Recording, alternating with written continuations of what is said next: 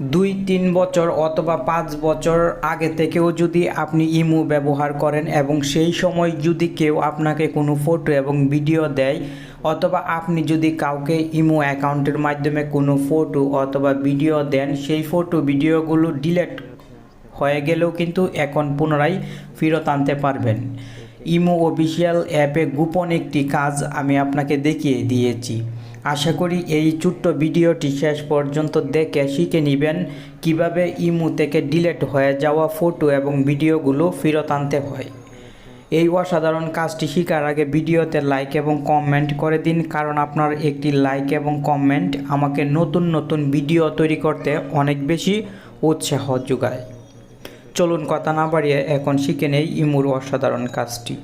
এই জন্য প্রথমে আপনাকে ইমো অফিসিয়াল অ্যাপটি আপডেট করে নিতে হবে।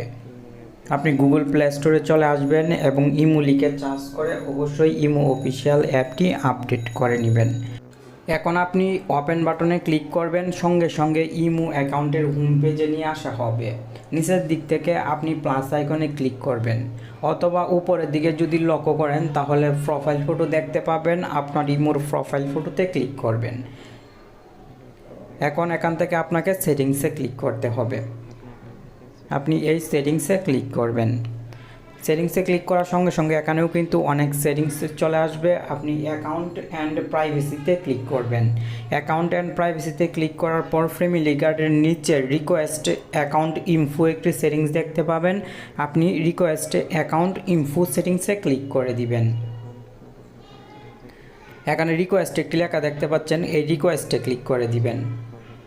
রিকোয়েস্টে ক্লিক করার সঙ্গে সঙ্গে কিন্তু এখানে লেখা শো হবে processing will be ready in 6 দিন 24 ঘন্টা, মানে 7 দিন লাগবে।